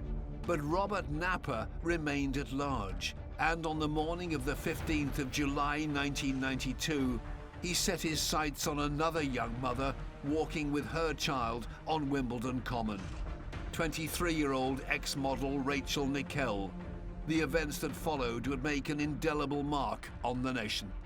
So this was any normal day in July. It was a nice sunny day. Rachel's walking with her son and their dog across the common for what should have been the most normal walk in the world. This is a place where she went often. It was somewhere she felt safe, she felt secure. And it's quite likely that Napper had been stalking Rachel for some time. Napper was lurking in the undergrowth nearby. He was clearly looking for a victim. But this time, it wasn't so much the sexual urge, it was the fantasy of killing a woman that had come into its fullest. Napper waited until Rachel and her young son Alex came close and then attacked. He prodded her in the back with a knife to move her to a sort of copse, slightly more secluded area, forced her to kneel down and attacked her. He slit her throat and then stabbed her nearly 50 times in front of her son. And, you know, really horrific, disturbing offence. She was stabbed in the abdomen many times after she had obviously been killed. She was sexually assaulted and then left in the company of her child whilst he made good his escape. A witness saw Napper washing Rachel's blood off his hands in a nearby stream. It was an act of such callousness and such bravura. He didn't run. He walked calmly away from this obscenity that he committed without apparently a moment's hesitation or looking back. He just calmly walked away. 2-year-old Alex was left alone holding his mother's dead body until an elderly walker found him amidst the horrific scene. Absolutely heartbreaking stuff. He's thinking that she's asleep or she's unconscious and she's basically lying there and he's saying, "Wake up, mummy." You know, this is really horrific. He wouldn't really know how to make sense of this. Soon the news spread of Rachel's death. Stories about the abhorrent crime continually hit the headlines in the weeks that followed. It absolutely captured the public imagination. Unprovoked attack on a young woman and her child in broad daylight on Wimbledon Common. And the stories of the boy saying, "Wake up, mummy," "Get up, mummy," I mean, touched the heartstrings of the nation. It occupied everyone's mind. I think there was a huge amount of pressure on the police to solve the crime, and the difficulty was that the killer had actually left no forensic clue that was capable of being detected at the scene at all, and the police really had absolutely nothing to go on. Pressure to solve the case was mounting. In an effort to determine the type of individual most likely to be Rachel's killer, the Metropolitan Police brought in a psychological profiler. Between the police and the profiler, they constructed a profile of the offender, a guy in his late 20s, early 30s, an individual that didn't have very successful relationships with women, that may well live on his own, and was interested in strange things such as Satanism and so on. An e-fit photograph was constructed based on the suspect seen washing his hands, and this was sent out across the national media. 30-year-old local man Colin Stagg was named in several phone calls to the police. Colin lived within about 2 miles of the offence. He was also picked out in an identity parade and subsequently was interviewed by the police. Police visited his flat.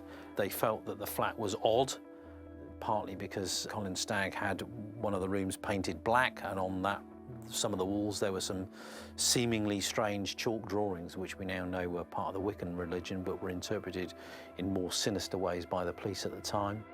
They had no real evidence apart from identification evidence of one witness who put him on the common at the time.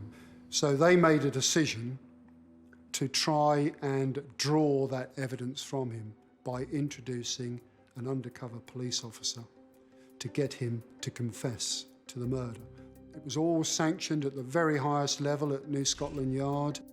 Under Operation Etzel, a young blonde female detective was sent undercover using the pseudonym of Lizzie James. In a so-called honey trap operation, she approached Colin Stagg through a dating section in the local newspaper.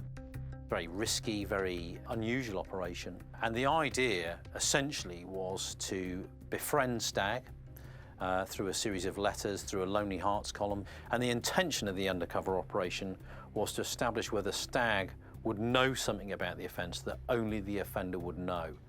And secondly, would he, in his dealings with Lizzie James, show any of the sexual fantasies or behaviours that the profiler had predicted that this sort of offender would be interested in. The police now seem fixated on proving Colin Stagg's guilt, using the relatively new trend in criminal investigation, psychological profiling. In any case where profiling becomes prominent in investigation, you're headed for disaster. Profiling behavior can be useful, but only as an add-on. It's just a way to give the police another way to look at things. Profiling should never, ever take the place of time-tested investigative techniques. Meanwhile, Rachel's real killer, Robert Napper, was still on the loose. So obviously part of the problem with the fixation on Colin Stagg at the time was that Napper must have been thinking, wow, this is fantastic. All the heat's off me, no one's looking at me. So I suspect that this emboldened Napper to go on. At the end of August 1992, Napper did, however, come onto the police radar, but this was under Operation Eccleston, the team investigating his earlier rapes along the Green Chain Walk. After publicising an e-fit of the suspected rapist, Napper's name had been put forward by two of his neighbours. Napper is invited to the police station and asked to give a blood sample. He doesn't turn up. He's invited again. He doesn't turn up again. There are countless occasions in which Napper is identified as a possible suspect. He slips through the net. Eventually, in late October, the police wrongly concluded that Napper wasn't their man. The description given by all of the victims, except one, was that the attacker was approximately 5'10" tall. So a policy decision was made that anyone below 5'6" and over 6 foot would be eliminated from the inquiry. He was described as being over 6'1", so on that and that alone, he was eliminated from the inquiry. Now Robert Napper had escaped the police's watchful eye, he was free to roam the streets unhindered once again. Using his trusty A to Z map, he continued to stalk southeast London, marking places he'd spotted more potential victims. So it's very common to engage in what we call behavioural tryouts. So if they're going to attack a particular victim, they won't suddenly go out one day and make that attack. They will stalk, track, observe, and all the indications are with Napper that he was doing that. He would go for walks, he would select victims, peeping Tom behaviour, looking through windows, selecting victims, targeting specific houses, was all very significant in Napper's criminal repertoire. In July 1993, Napper's name came onto the police radar once again when he was reported prowling and spying on a house near Plumstead Common. The police officer who investigated reported him as a potential rapist. Once again, no further action was taken. Now Napper was stalking homes around one of his favourite haunts, Wimbledon Common. He was looking for his next victim. Napper is hiding in the bushes again and sees a 27-year-old woman called Samantha Bissett, who has a daughter, Jasmine. Well, one version of it is that he sees Samantha making love with her boyfriend through the window and is so aroused by this. One night, Samantha Bissett said to her then partner, "I've seen someone at our window, looking in at the window." We now know that that was Robert Napper. So again, the modus operandi was exactly the same. Picking on a victim, stalking the victim, ruminating through what he was going to do to that victim. On the evening of the 3rd of November, Napper saw that Samantha was alone in her flat. Her 4-year-old daughter, Jasmine, was asleep in her bedroom. Napper climbed onto the balcony and broke in through the window. He startled Samantha in her hallway. He attacks Samantha with a knife. He stabs her 8 times. One blow so severe that it snaps her spinal cord. It is yet further example of Napper's grotesque depravity. But it doesn't even end there. The killer turned his mind to Samantha's sleeping daughter. He proceeds to sexually assault the 4-year-old daughter, Jasmine, and suffocates her in her bedroom with her duvet and leaves her body on the bed surrounded by her toys. If we look at the method that Napper used to kill Jasmine, after he'd sexually assaulted her, he suffocated her. So he's using a different method to the method he used on her mother. And I think this is potentially a case of him mixing up his offending, because offenders get bored. They like to vary it. They like to keep things interesting. But Napper's grotesque fantasies were not complete. He then dragged Mother Samantha's body into the lounge. Napper eviscerates Samantha's body. He cuts her from the chest to the crotch, peels back her skin, cracks the ribs, literally eviscerates this innocent young woman's body in a horrifying, horrible attack. After pulling away her ribs, Napper repeatedly stabbed Samantha's internal organs.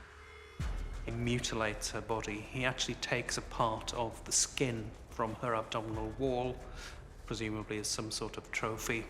There are deep cuts in her legs, almost as if attempting to dismember her.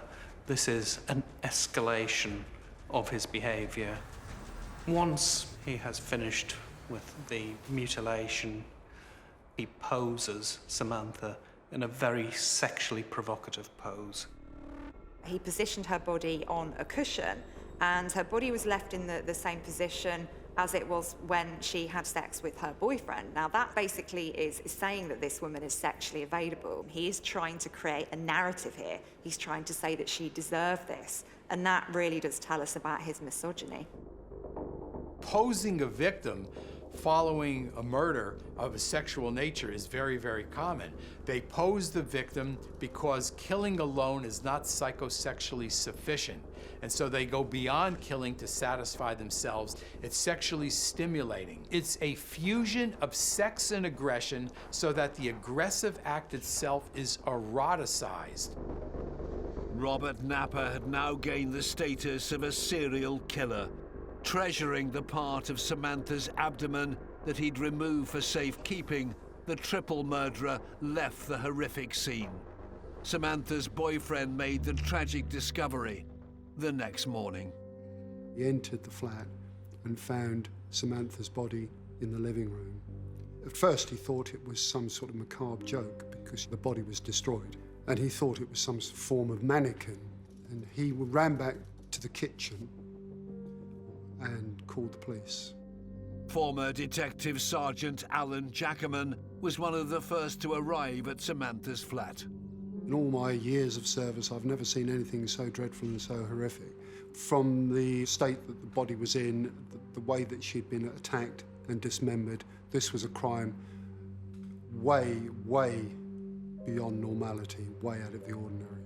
One member of the forensic team investigating at the scene was so traumatized they had to take 2 years sick leave. The way Samantha's daughter Jasmine had been left by the killer was also deeply troubling for investigators. Jasmine had been attacked in her cot. Her quilt had been put back over, and she had the appearance of being a child asleep, which was somehow more disturbing than seeing what was left of her mother.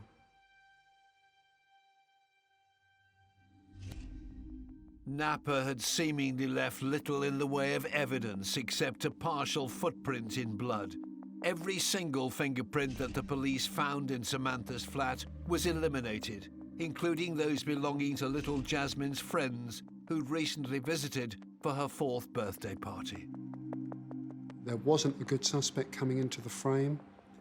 We went 6 months down the line, and we all knew that this wasn't a one-off killing, so it concentrated our minds to try and find out who was responsible for this. In addition to that, of course, it had no oxygen of publicity from the media because it was a single mother whom the press erroneously believed was on the edges of prostitution, so it didn't get much past the second page of the News Shopper.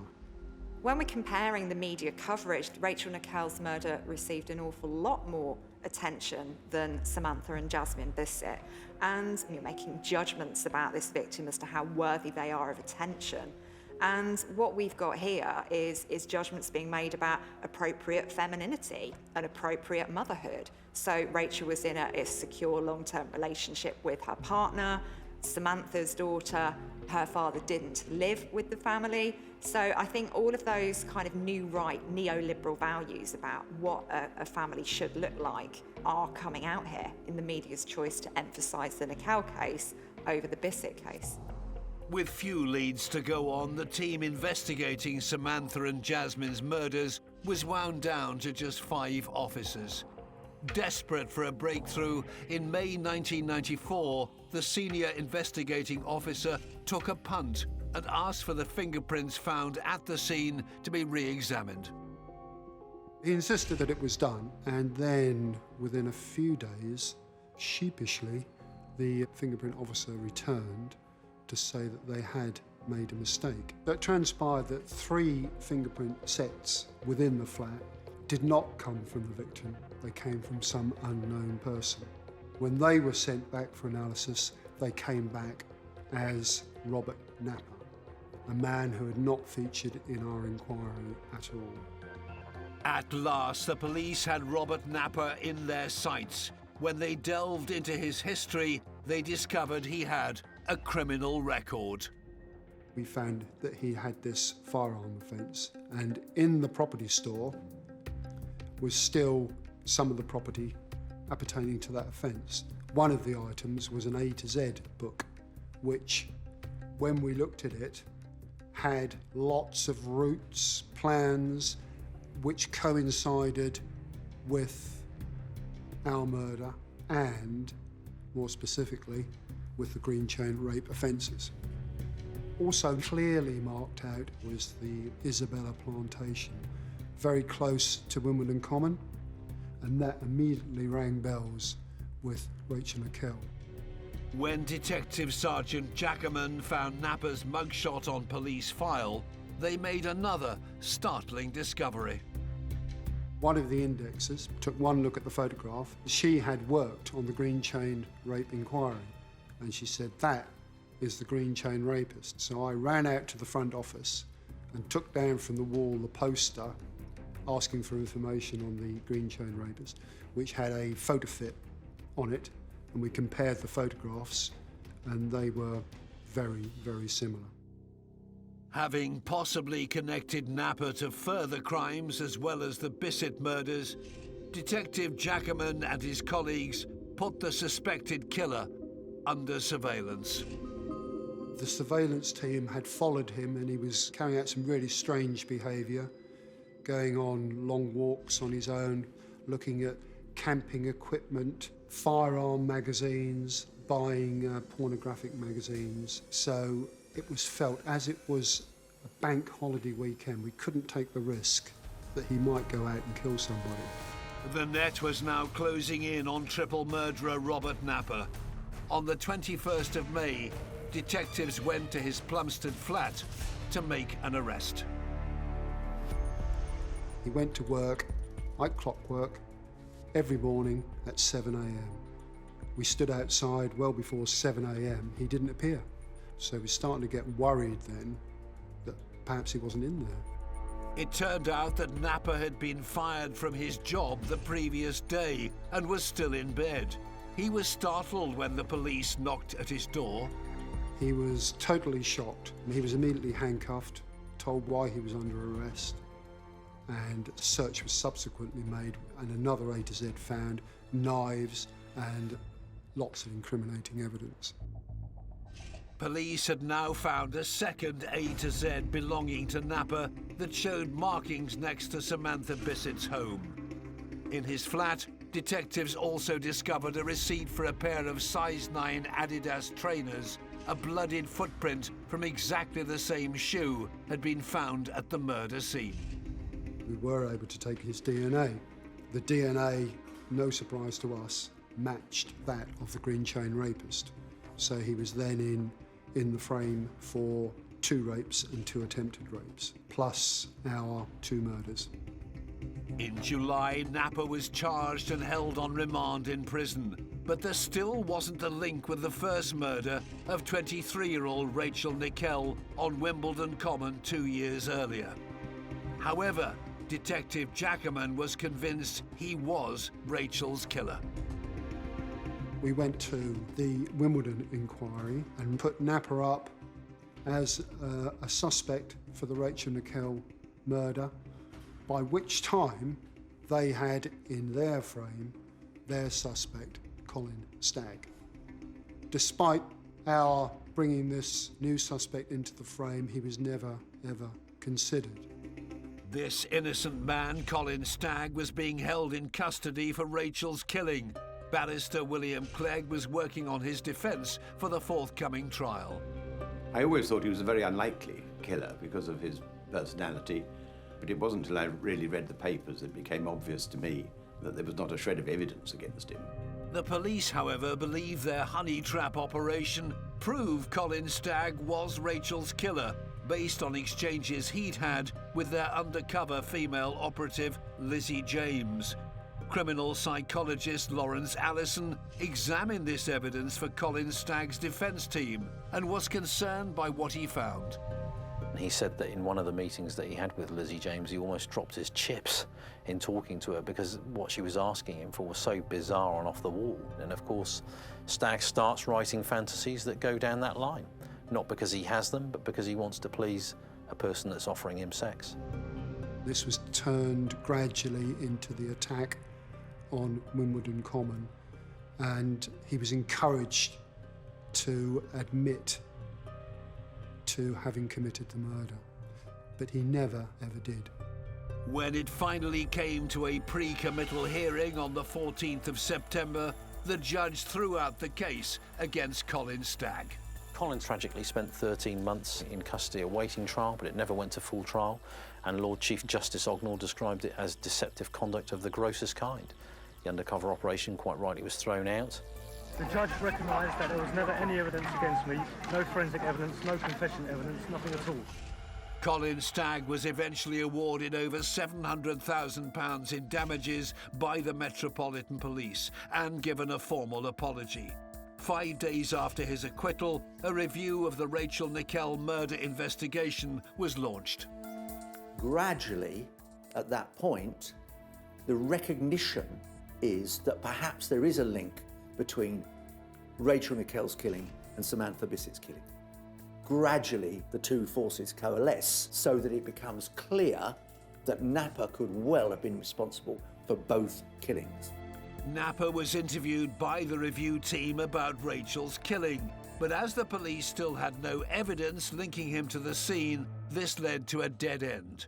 Nearly a year later, though, in October 1995, Robert Napa's trial date was set for the murders of Samantha and Jasmine Bissett, and for 1 count of rape and 2 counts of attempted rape for his green chain walk attacks. Barrister William Clegg was defending him. I've met Robert Napa at Broadmoor Mental Hospital, where he was on remand awaiting his trial. It was soon fairly obvious to me that he was suffering from serious delusions. He firmly believed members of the royal family were visiting him in Broadmoor. He was an extremely ill man. Despite being diagnosed as a paranoid schizophrenic, an assessment by 4 different psychiatrists concluded Napa was fit to stand. The trial for the murders of Samantha and Jasmine Bissett began at the Old Bailey on the 9th of October. We were on the edges of our seats as we sat outside number 1 court, waiting for the trial to begin, when all of a sudden the commotion and everybody started running out of the court and the word goes around that he's pleaded to manslaughter through diminished responsibility. There's a mixed feeling, because manslaughter is not a conviction of murder. However, under the circumstances, it was obvious that he was mentally very, very ill, and it was an admission of sorts and a conviction. I think what can tend to happen is that the assumption can be made that the offender isn't responsible for what they've done, but he actually was in this case. He knew exactly what he was doing, he knew what he was doing was wrong, and he chose to do it anyway. Napper was sentenced to life in Broadmoor Psychiatric Hospital in Berkshire.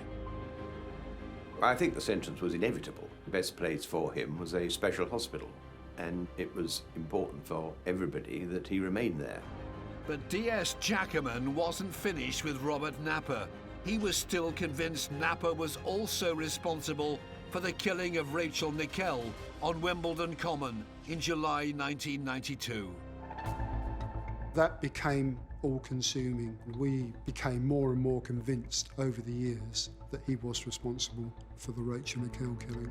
D.S. Jackerman had relayed his suspicions about Napper to Rachel Nickell's original murder inquiry team, but they already had a suspect awaiting trial, and the evidence he presented wasn't given the recognition it deserved. Now, under a new review team, D.S. Jackerman made it his business to tell the senior investigating officer about Robert Napper.